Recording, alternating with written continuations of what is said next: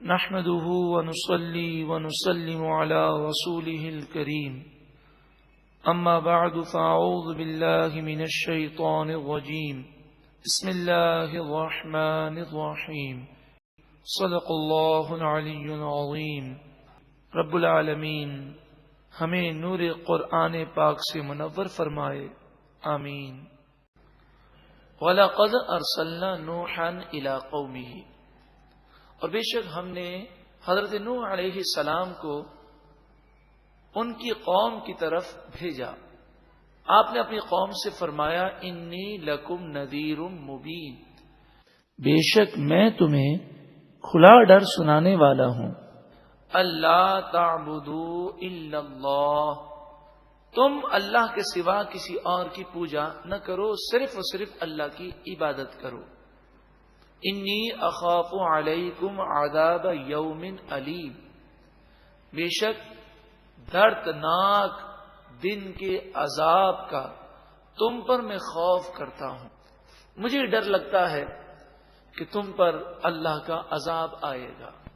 حضرت نوح علیہ الصلوۃ والسلام نے اعلان نبوت فرمایا 40 سال کی عمر میں۔ اس وقت پوری دنیا میں کافر تھے۔ آپ نے اعلان نبوت فرمایا اور لوگوں کو یہ بات بتائی کہ تم جو گناہ کر رہے ہو، مجھے ڈر لگتا ہے کہ تم پر اللہ کا عذاب آئے گا، تم توبہ کر لو۔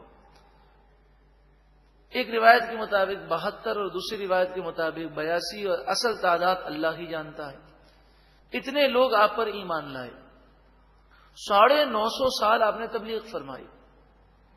تو کافر اکثر یہ کہتے کہ جب سے آپ نے تبلیغ شروع کی اس وقت سے لے کر اب تک آپ ایک ہی بات ریپیٹ کرتے ہیں کہ اللہ کا عذاب آ جائے گا، اللہ کا عذاب آ جائے گا، گناہ مت کرو، ہمیں تو کچھ بھی نہیں ہو رہا۔ پھر جب آپ کو تبلیغ کیے ہوئے سینکڑوں سال گزر گئے تو اللہ تبارک و تعالی نے حکم فرمایا کہ آپ سال کے درختوں کو بوئیں۔ اس سال کے درخت وہ درخت ہیں جس سے بڑے بڑے تختے بنائے جاتے ہیں۔ آپ نے ان کے بیج بوئے، وہ درخت 20 سال میں تیار ہوئے۔ تو کافر مذاق اڑاتے کہ تم پہلے نبوت کا دعویٰ کرتے تھے، اب کسان بن گئے ہو کہ درختوں کے بیج بو رہے ہو، نعوذ باللہ من ذالک۔ ان 20 سالوں میں جب تک یہ درخت تیار ہوئے، جب سے آپ نے بیج بوئے، ان 20 سالوں میں کسی کافر کے یہاں کوئی اولاد نہیں ہوئی۔ تو یہ بڑے پریشان ہوئے اور کہنے لگے کہ حضرت نوح علیہ السلام نے اپنے جادو سے بندش کر دی ہے، ہماری اولاد روک دی ہے۔ یہ اولاد اس لیے نہ ہوئی کہ اب اللہ کا عذاب آنے والا تھا، تو جو بچے تھے وہ 20 سالوں میں جوان ہو گئے، اور باقی وہ جوان ہونے کے بعد بھی وہ کافر ہوئے۔ اب کوئی بچہ ایسا نہ تھا جس کی عمر 20 سال سے کم ہو۔ پھر آپ نے ان درختوں کو کاٹا، اور درختوں کو کاٹنے کے بعد ان کے تختے بنائے اور کشتی بنائی۔ یہ کشتی آپ نے 2 سال میں مکمل فرمائی، اور اس کشتی کی لمبائی اور چوڑائی بعض مفسرین نے اس طرح بیان کی، فرمایا اس کی لمبائی 600 ہاتھ تھی۔ 600 ہاتھ کا اندازہ ہم فی زمانہ 300 گز میں کرتے ہیں، یعنی 300 گز اس کی لمبائی تھی، اور اس کی چوڑائی 100 ہاتھ یعنی 50 گز تھی، اور اس کی اونچائی 60 ہاتھ یعنی 30 گز تھی۔ اب سوچیں کہ 300 گز لمبی، 50 گز چوڑی اور 30 گز اونچی یہ کشتی تھی۔ یہ بھی ایک اندازہ ہے، اصل حالت تو اللہ ہی جانتا ہے۔ اس کے بارے میں مختلف اقوال ہیں۔ حضرت نوح علیہ الصلوۃ والسلام نے یہ کشتی بنائی، اس کی 3 منزلیں آپ نے بنائی۔ پہلی منزل میں آپ نے درندوں کو اور کیڑے مکوڑوں کو رکھا، دوسری منزل میں آپ نے چوپایوں کو رکھا، اور تیسری منزل میں آپ خود تھے۔ 72 یا جتنی تعداد مومنین کی تھی وہ مومنین تھے، اور حضرت آدم علیہ السلام کا جسم مبارک بھی رکھا گیا۔ آپ کا جسم مبارک مردوں اور عورتوں کے بیچ میں رکھا گیا، ایک طرف مرد بیٹھے، دوسری طرف عورتیں بیٹھی، اور پرندے بھی اوپر کی منزل میں تھے۔ جب حضرت نوح علیہ السلام بسم اللہ پڑھتے تو کشتی چلتی، اور جب آپ رخ موڑنا چاہتے تو بسم اللہ پڑھتے، جب آپ اسے روکنا چاہتے تو بسم اللہ پڑھتے، جب آپ اسے پیچھے کرنا چاہتے تو بسم اللہ پڑھتے۔ یہ کشتی 6 مہینے تک پانی میں گھومتی رہی۔ اس کا پورا واقعہ اس رکوع میں تفصیل کے ساتھ موجود ہے۔ حضرت نوح علیہ السلام کی عمر کے بارے میں مختلف قول ہیں۔ عام طور پر لوگ یہ سمجھتے ہیں کہ آپ کی عمر 950 سال ہوئی، لیکن محققین فرماتے ہیں آپ کی عمر 950 سال سے بڑی ہوئی، اس لیے کہ 950 سال تو صرف آپ نے تبلیغ فرمائی ہے، 40 سال کی عمر میں آپ نے اعلان نبوت فرمایا، اور پھر طوفان کے بعد آپ تقریباً 60 برس دنیا میں موجود رہے۔ اس طرح آپ کی عمر ایک اندازے کے مطابق 1050 سال ہوتی ہے۔ جو لوگ ہر چیز کو اپنی عقل سے تولتے ہیں ان کے لیے بڑی نصیحت ہے۔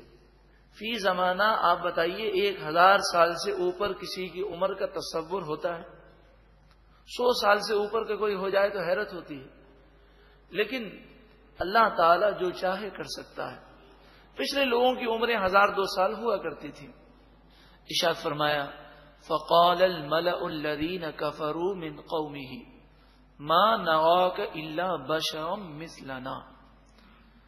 تمام کافر قومیں اسی لیے تباہ ہوئیں، یعنی نبی کو اپنے جیسا بشر سمجھا، ان کے کمالات اور ان کے فضائل اور ان کی طاقتوں پر ان کی نگاہ نہ گئی۔ وہ تو سمجھے 2 آنکھیں ہیں، 2 کان ہیں، 2 ہاتھ ہیں، ہمارے جیسے بشر ہیں۔ تو وہ یہ کہنے لگے جب آپ ہمارے جیسے بشر ہیں تو آپ پر وحی کیسے آتی ہے؟ آپ کو فرشتہ نظر آتا ہے، ہمیں تو نظر نہیں آتا۔ تو یہ سب سے بڑی جہالت ہوتی ہے کہ انسان نبی کو اپنے جیسا سمجھے۔ نبی کا مقام و مرتبہ بہت بلند و بالا ہے۔ اللہ نے انہیں وہ مقام دیا کہ وہ دنیا میں موجود رہتے ہوئے جب چاہیں جنت کو دیکھ لیں، جب چاہیں جہنم کو دیکھ، جب چاہیں فرشتوں کا دیدار کر لیں، جب چاہیں عرش کو دیکھ لیں۔ اسی لیے تو نبی اکرم صلی اللہ علیہ وآلہ وسلم صحابہ سے فرماتے میں وہ دیکھتا ہوں جو تم نہیں دیکھ سکتے، اور میں وہ سنتا ہوں جو تم نہیں سن سکتے۔ آپ نگاہ اٹھاتے اور فرماتے کہ میں آسمانوں کو دیکھ رہا ہوں، آسمان پر کوئی 4 انگل جگہ ایسی باقی نہیں جہاں پر فرشتہ موجود نہ ہو۔ میں فرشتوں کی تسبیحات سن رہا ہوں۔ کبھی آپ فرماتے ایک جہنم میں پتھر گرا ہے، بعض روایت میں فرمایا 70 سال پہلے جہنم کے کنارے سے گرایا گیا، اب جا کر وہ گہرائی میں گرا ہے، اس قدر جہنم کی گہرائی ہے۔ تو نبی اکرم صلی اللہ علیہ وآلہ وسلم جب حضور صحابہ کرام کے سامنے یہ باتیں بتاتے تو صحابہ باادب تھے، وہ یہ نہ کہتے یا رسول اللہ آپ تو ہمارے جیسے بشر ہیں، تو آپ سب کچھ دیکھ لیتے ہیں، سن لیتے ہیں، ہمیں تو کچھ دکھائی نہیں دیتا۔ وہ بے ادب نہیں تھے، وہ باادب تھے۔ تو وہ فرماتے آمنا، ہم ایمان لائے، اور وہ صدقنا، اور ہم نے اسے سچ سمجھا اور اس کی تصدیق کی۔ اگر اس پر مزید تفصیلات آپ جاننا چاہیں تو یہ کتاب حضرت علامہ مولانا شفیع اوکاڑوی علیہ رحمہ کی لکھی ہوئی کتاب ہے ذکر جمیل۔ اس کتاب کا ضرور مطالعہ کیجیے، جس میں بتایا گیا ہے کہ حضور بظاہر بشر تھے لیکن خیر البشر تھے۔ آپ بشریت میں ایسے کامل تھے کہ کوئی بشر حضور صلی اللہ علیہ وآلہ وسلم کے برابر ہونا تو دور کی بات ہے، آپ کی گرد راہ تک بھی نہیں پہنچ سکتا۔ آپ کی آنکھ مبارک کے معجزات، کان مبارک کے معجزات اس کتاب میں موجود ہیں۔ ذکر جمیل، یہ کتاب آپ ضرور حاصل بھی کریں اور اس کا مطالعہ بھی کیجیے۔ ہر بات عربی حوالے موجود ہیں، کتاب کا نام، جلد، صفحہ نمبر، کہاں سے چھپی ہے، یہ ساری باتیں حضرت نے اس کتاب میں لکھی ہیں۔ فقال الملأ الذين كفروا من قومه، بس آپ کی قوم میں سے جو کافر تھے ان کے سردار بولے، ہمیشہ گمراہی کی طرف زیادہ جانے والے مالدار اور سردار لوگ ہوتے ہیں، اور عوام تو ان کے پیروکار ہوتے ہیں، وہ تو آنکھیں بند کر کے ان کے پیچھے چلتے ہیں۔ ما نراک الا بشرا مثلنا، ہم تو آپ کو صرف ہمارے جیسا ہی بشر سمجھتے ہیں۔ وما نراک اتبعک الا الذین هم اراذلنا، اور جو آپ کی پیروی کرتے ہیں وہ بھی ہم دیکھ رہے ہیں کہ وہ ذلیل اور رسوا لوگ ہیں، یعنی غریبوں کو وہ حقیر سمجھتے، حالانکہ اللہ کی بارگاہ میں مال کوئی وجہ افتخار نہیں، فضیلت کی کوئی وجہ مال نہیں ہے۔ اور یہ بھی نہ سمجھا جائے کہ جو مالدار ہوتا ہے اس میں عقل زیادہ ہوتی ہے، یہ بات بھی نہیں ہے۔ تو وہ کہتے کہ یہ حقیر لوگ ہیں، کہ آپ پر ایمان لانے والے غریب لوگ ہیں، انہیں کیا پتہ چلے، بادی الرأی، عقل سے پیدل ہیں، سرسری انہوں نے نگاہ کی ہے، کیونکہ عام طور پہ لوگ یہ سمجھتے ہیں جو مالدار ہیں انہی میں عقل ہے اور غریبوں میں تو عقل نہیں۔ امام غزالی علیہ رحمہ فرماتے ہیں مال عقل سے نہیں ملتا، اگر عقل سے مال ملتا ہوتا تو دنیا کے سارے بے وقوف بھوکے مرتے۔ تو مال ہونا یہ عقل مند ہونے کی دلیل نہیں ہے، ہاں خوف خدا ہونا یہ عقل مند ہونے کی دلیل ہے، نیک صالح ہونا یہ عقل مند ہونے کی دلیل ہے۔ وما نغا لکم علینا من فضل، ان لوگوں کی ہم اپنے اوپر کوئی فضیلت نہیں پاتے۔ وہ کہتے آپ بھی ہمارے جیسے ہیں اور آپ پر ایمان لانے والے بھی کمزور لوگ ہیں، تو آپ کو اور آپ کے مومنین کو ہم پر کوئی فضیلت نہیں۔ اب سوچیں نا، 72 اگر مسلمان ہیں اور دنیا بھر میں کافر ہیں تو تعداد کے لحاظ سے بھی وہ قلیل ہیں اور طاقت کے لحاظ سے بھی کمزور ہیں۔ بل نظنکم کاذبین، بلکہ ہم تو آپ کو جھوٹا سمجھتے ہیں، نعوذ باللہ من ذالک۔ قال یا قومی، آپ نے فرمایا اے میری قوم، ارأیتم، کیا تم نے سوچا، ان کنتم علی بینۃ من ربی، اگر میں اپنے رب کی طرف سے روشن دلیل پر ہوں اور واقعی اللہ کا نبی ہوں، وآتانی رحمۃ من عنده، اور اللہ نے اپنی طرف سے مجھے رحمت اگر عطا کی ہے، تھوڑی دیر کے لیے فرض تو کرو، تو میری بات غور سے سنتے کیوں نہیں ہو؟ سوچو سمجھو، غور تو کرو، اگر میں جو کہہ رہا ہوں سچا ہوں تو بتاؤ تم کتنے نقصان میں رہو گے۔ کافر آپ کی بات سننے کو تیار نہ تھے۔ فعمیت علیکم، پس تم پر اندھا پن ڈالا گیا، یعنی تم حق کو دیکھنے سے اندھے بن گئے ہو۔ انلزمکموہا وانتم لہا کارہون، کیا ہم اس رحمت کو تم سے چپکا دیں؟ تم رحمت سے بھاگ رہے ہو تو ہم تم پر چپکا تو نہیں سکتے۔ وانتم لہا کارہون، اگرچہ تم اس رحمت کو ناپسند کرو، یعنی یہ ایمان رحمت ہے، یہ گناہوں سے بچنا رحمت ہے، لیکن تم دور بھاگ رہے ہو، تو ہمارا کام تو تمہیں ہدایت کی راہ دکھانا ہے، اب تم چلو گے تو تمہارا اپنا بھلا ہے۔ وَيَا قَوْمِ، اے میری قوم، لا اسألکم علیہ مالا، میں تم سے اس تبلیغ دین پر مال نہیں مانگتا۔ اب بتاؤ، جب میں تم سے مال نہیں مانگتا، تم سے پیسے نہیں مانگتا، معاوضہ نہیں مانگتا، تو پھر میں یہ باتیں تمہارے بھلے ہی کے لیے تو کر رہا ہوں، میرا کیا فائدہ ہے اس میں؟ ان اجریہ الا علی اللہ، میرا اجر اور ثواب تو اللہ کے ذمہ کرم پر ہے، میں تو ثواب اللہ سے مانگتا ہوں، تم سے تو میں کچھ بھی نہیں مانگتا۔ تم میری بات غور سے سنو تو صحیح۔ اکثر یہ دیکھا گیا کہ جو گناہگار لوگ ہوتے ہیں وہ نصیحت کی بات تک سننے کو تیار نہیں ہوتے، بلکہ نعوذ باللہ من ذالک۔ ایک بھائی نے مجھے بتایا، انہوں نے کہا کہ وہ میں نے کسی کو کیسٹ دی اور کہا کہ یہ کیسٹ آپ سنیں، اس میں قرآن و حدیث کی باتیں ہیں، تو سامنے والے نے کہا کہ بھائی ہم نہیں سنیں گے، سنیں گے تو عمل کرنا پڑے گا، اس لیے ہم سنتے ہی نہیں ہیں۔ مجھے بڑی حیرت ہوئی، یعنی وہ یہ سمجھتے ہیں کہ اگر سن لیں گے اور عمل نہیں کریں گے تو گناہ ہوگا، اور بغیر سنے جاہل رہیں گے تو اللہ تعالیٰ پکڑ نہیں فرمائے گا۔ حالانکہ حدیث پاک میں طلب العلم فریضۃ علی کل مسلم، علم کا حاصل کرنا ہر مسلمان مرد و عورت پر فرض ہے۔ تو اس طرح دو گناہ ہوئے، ایک تو علم نہ حاصل کرنے کا گناہ ہوگا اور دوسرا عمل نہ کرنے کا گناہ ہوگا۔ اس کی مثال تو اس طرح سمجھیں کہ کوئی ڈاکٹر کے پاس جائے اور ڈاکٹر کہے کہ میرا خیال ہے کہ آپ اپنے دل کا چیک اپ کرا لیں، وہ کہے نہ بابا نہ، میں دل کا چیک اپ نہیں کراتا، اگر میری رگیں بند ہوئیں تو مجھے آپریشن کرانا پڑے گا. اگر ڈاکٹر رپورٹ میں آپ کو بتائے یا نہ بتائے، آپ رپورٹ کروائیں یا نہ کروائیں، اگر رگیں بند ہیں تو اس کا نقصان تو ہوگا ہی. تو انسان اگر آنکھیں بند کر لے اور جاننے سے اور معلومات سے بھاگ جائے، وہ ٹیسٹ نہ کروائے کہ کہیں اگر مجھے پتا چلا تو پھر مجھے علاج کروانا پڑے گا، تو اس سے کیا وہ بیماری سے بھاگ جائے گا اور بچ جائے گا؟ تو اسی طرح اگر معلومات حاصل نہ کی تو کیا جہنم کی آگ سے بچ سکتے ہیں؟ بلکہ ڈبل گناہ ہے. ایک تو علم حاصل نہ کرنے کا گناہ اور دوسرا عمل نہ کرنے کا گناہ.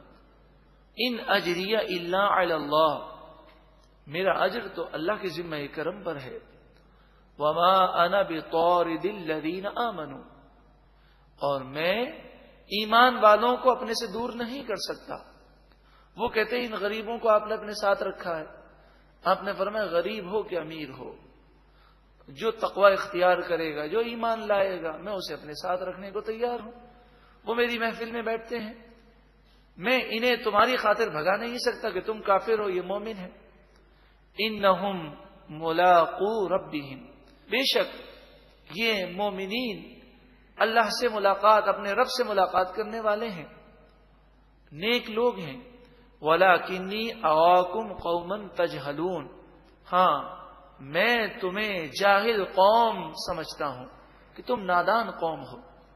وَيَا قَوْمِ، اے میری قوم، مَن يَنصُرُنِي مِنَ اللَّهِ إِن طَرَدتُّهُمْ، اگر میں ان مسلمانوں کو اپنے سے دور کر دوں اور اللہ ناراض ہو جائے تو اللہ کے عذاب سے مجھے کون بچائے گا؟ نبی کبھی گناہ نہیں کر سکتے. یہ سمجھانے کے لیے بتایا گیا کہ ہم تو یہ کام کر ہی نہیں سکتے. افلا تذکرون، کیا تم نصیحت نہیں حاصل کرتے؟ ولا اقول لکم عندی خزائن اللہ، میں نے نبوت کا دعویٰ کیا ہے، خدائی کا دعویٰ نہیں کیا. تو فرمایا میں تم سے نہیں کہتا کہ میرے پاس اللہ کے خزانے ہیں اور میں خدا بن گیا ہوں. یہ میں نے کب دعویٰ کیا؟ میں نے تم سے یہ کہا مجھے جو طاقت ہے وہ اللہ کی عطا سے ہے. ولا اعلم الغیب، اور نہ ہی میں خود غیب جان لیتا ہوں، یعنی میرا علم غیب ذاتی نہیں ہے، جو بھی ہے وہ اللہ کی عطا سے ہے. ولا اقول انی ملک، اور نہ میں تم سے کہتا ہوں میں فرشتہ ہوں کہ تم اعتراض کرو کہ آپ کھاتے پیتے کیوں ہیں، سوتے کیوں ہیں. میں کھاتا بھی ہوں، پیتا بھی ہوں، سوتا بھی ہوں، بشر ہوں، لیکن اللہ نے مجھے مقام و مرتبہ و طاقت و قدرت عطا فرمائی. ولا اقول للذین تزدری اعینکم لن یؤتیہم اللہ خیرا، جن مسلمانوں کو تم اپنی نگاہوں میں ذلیل سمجھتے ہو، میں ان کے متعلق ہرگز یہ نہیں کہہ سکتا کہ اللہ تعالیٰ انہیں خیر نہیں دے گا، بلکہ خیر تو انہیں ہی ملے گی، چاہے وہ غریب ہیں تو غریب ہو یا امیر. جو نیک ہے، متقی ہے، پرہیزگار ہے، وہی کامیاب ہوگا. اس گفتگو سے کہیں یہ نہ سمجھا جائے کہ اگر کوئی غریب کافر ہے تو وہ کامیاب ہو جائے گا. نہیں، غریب ہے اگر کافر ہے یا گناہگار ہے تو کامیاب نہیں ہوگا. امیر ہو کہ غریب ہو، جو متقی اور پرہیزگار ہے وہی کامیاب ہے. اللہ اعلم، اللہ خوب جانتا ہے، بما فی انفسہم، ان کے دلوں میں جو کچھ بھی ہے. وہ کافر کہتے ہیں کہ غریب آپ کے پاس اس لیے آئے ہیں تاکہ آپ سے وہ طاقت حاصل کریں. یہ کمزور ہیں تو طاقت کے حصول کے لیے اور اپنی واہ کے لیے آئے ہیں، یہ دل سے ایمان نہیں لائے. تو آپ نے فرمایا کہ اللہ تعالیٰ ان کے دلوں کے حال کو بخوبی اور زیادہ جانتا ہے. انی اذا لمن الظالمین، اگر میں بدگمانی کروں اور بدگمانی کر کے انہیں اپنے سے دور کر دوں، تمہاری خاطر انہیں ٹھکرا دوں، ان کی دل آزاری کر لوں، بے شک اس وقت تو ضرور میں ظالموں سے ہو جاؤں گا، اور نبی ایسا کام کبھی کر ہی نہیں سکتے. قالوا، وہ بولے، یا نوح، اے نوح علیہ السلام، قد جادلتنا، بے شک آپ نے ہم سے بہت جھگڑا کیا، فاکثرت جدالنا، اور آپ نے ہمارے خلاف بہت باتیں کی. 950 سال کے قریب وقت گزر گیا. کوئی یہاں 5 منٹ کسی کی نصیحت سننے کو تیار نہیں ہے کسی کو آپ نصیحت کریں، ایک دفعہ کہے، دوسری دفعہ کہے تو وہ منہ سے کہہ دیتا ہے، کیا بار بار اب شروع ہو جاتے ہیں، ایک دفعہ کہہ دیا بس کافی نہیں ہے؟ تو آج ہمارے یہاں پر کوئی 5 منٹ نصیحت کو سننے کو تیار نہیں، تو وہ تو تھے کافر۔ تو انہوں نے کہا بہت آپ نے نصیحتیں کی اور بہت ہمارے خلاف آپ نے باتیں کی ہیں، ہم بہت برے ہیں، آپ ہمیں کہتے ہیں جہنمی ہو، سب ہم ایسے ہی ہیں، اب آپ جو ہے ایسا کریں کہ عذاب لے آئیں، اب تاخیر کیوں کرتے ہیں؟ فَأْتِنَا بِمَا تَعِدُونَا، پس آپ جس عذاب کا وعدہ کرتے ہیں اس عذاب کو لے کر آئیں، ان کنت من الصادقین، اگر آپ سچے ہیں۔ قال، آپ نے فرمایا انما یأتیکم بہ اللہ ان شاء، عذاب تو اللہ ہی لائے گا اگر وہ چاہے گا، وما انتم بمعجزین، اور جب اللہ تعالی عذاب نازل کرے گا تو تم اللہ کو عاجز نہیں کر سکتے، عذاب کو تم روک نہیں سکو گے۔ اور پھر فرمایا کہ گناہ کرنے کی وجہ سے اگر اللہ تم سے ناراض ہو گیا اور تباہی کو مقدر بنا دیا گیا تو اب میری نصیحتیں تمہیں کوئی فائدہ نہ دیں گی، تم اب ایمان نہ لاؤ گے۔ وَلَا يَنفَعُكُمْ نُصْحِي إِنْ أَرَدْتُ أَنْ أَنْصَحَ لَكُمْ إِنْ كَانَ اللَّهُ يُرِيدُ أَنْ يُغْوِيَكُمْ، اگر اللہ تعالی ناراض ہو کر تمہیں اب گمراہ کرنا چاہے تو میری نصیحت کوئی فائدہ نہیں دے گی اگر میں نصیحت کرنے کا ارادہ کروں۔ مراد یہ ہے کہ جب گناہ کر کر کے انسان کا دل سخت ہو جاتا ہے تو نصیحت کرنے والے کا قصور نہیں ہوتا، اس کے اپنے دل کا قصور ہے کہ اس کی زمین سخت پتھر ہے جس پر رحمت کی بارشوں کا کوئی اثر نہیں ہوتا۔ ہوا ربکم، وہی تمہارا رب ہے، وَإِلَيْهِ تُرْجَعُونَ، اور اسی کی طرف تم لوٹائے جاؤ گے۔ ام یقولون افتراہ، کیا وہ کہتے ہیں کہ یہ قرآن اس نبی نے خود بنا لیا؟ نوح علیہ السلام کے واقعے کے درمیان اس بات کو پھر دہرایا گیا۔ قل، اے محبوب آپ فرمائیے، ان افتریتہ، اگر میں نے اس قرآن کو خود بنایا ہو، فعلی اجرامی، تو اس کا گناہ مجھ ہی پر ہے، اس کا گناہ مجھ ہی پر ہے۔ مراد یہ ہے کہ تم غور تو کرو اس کتاب میں، تم یہ شور مچاتے ہو کہ انہوں نے خود بنا لیا ہے، تم سوچتے کیوں نہیں ہو؟ حقیقت یہ تھی کہ کافر یہ جانتے تھے کہ یہ قرآن اگر سن لیں گے تو ان کے دل بدل جائیں گے، اس لیے جب حضور صلی اللہ علیہ وسلم قرآن پاک پڑھتے تو کافر اپنے کانوں میں انگلیاں ڈال لیتے، سیٹیاں مارتے، تالیاں مارتے اور شور مچاتے تاکہ کسی کے کان میں قرآن نہ جائے، کیونکہ یہ وہ قرآن ہے کہ اگر پہاڑ پر نازل ہوتا تو اسے ریزہ ریزہ کر دیتا۔ یہ وہی قرآن ہے کہ جس نے دنیا کی سب سے سخت ترین قوم کفار مکہ کو آخر کار ایمان کی طرف ان کے دلوں کو نرم کر دیا۔ آج اگر مسلمان اس قرآن کو سنے اور اس کا دل نرم نہ ہو، اس کی آنکھوں سے آنسو جاری نہ ہو، قرآن پاک سننے کے باوجود وہ ہدایت کی طرف اور نیکی کی طرف نہ آئے، تو اسے ڈرنا چاہیے کہیں ہمارے دل سختی میں پتھروں سے بھی زیادہ سخت تو نہیں ہو گئے۔ اللہ ہمیں دل کی نرمی عطا فرمائے۔ وَأَنَا بَرِيءٌ مِّمَّا تُجْرِمُونَ، میں نے یہ قرآن اپنی طرف سے نہیں بنایا، تم جھوٹا الزام لگاتے ہو، اور میں ان تمام کاموں سے بری ہوں جو تم گناہ کرتے ہو۔